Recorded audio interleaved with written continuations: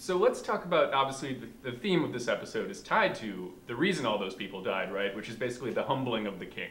Yeah. Right? That was the whole guy. structure of this episode. Yes, Some Guy is the title of the episode.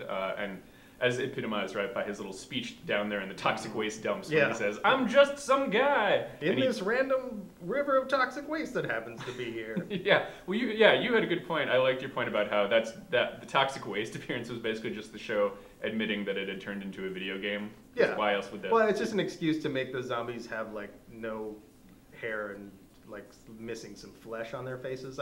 Just like another way to present zombies. Like at some point, there's going to be like they're out of ideas, and there's going to have to be like other weird things, like these Yeah. zombies baked in an oven. They just happen to be in for like a couple minutes. That was dumb, but Yeah.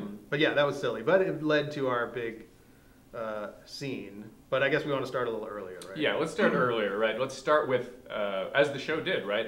Another sort of "Yet I Smile" speech from the king, but this time, as opposed to paired to them winning randomly somehow over and over again like they did last week, which you and I were both pretty critical of.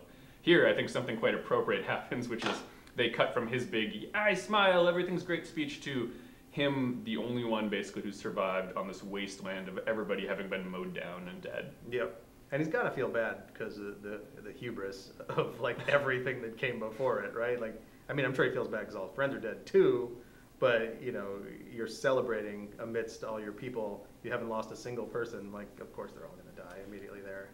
Yeah, it's one of those things where it's like, this is literally the definition of like Shakespearean tempting fate. You're literally like going to the heavens and saying, "Just try it, God. Yeah. You can't kill a single one of us." What do you think Ezekiel is going to take from this? Do you think he's going to be able to bounce back and still be the king? I don't think he'll be the king anymore, but I think people will still respect him. But he's going to have one of those dumb arcs where like that Rick had or Morgan had, where he's like, now he's full of self-doubt for like 10 minutes, and then somebody says, "Wait, you were the king once," and then we'll probably have a moment at some point in this where he like recrowns himself.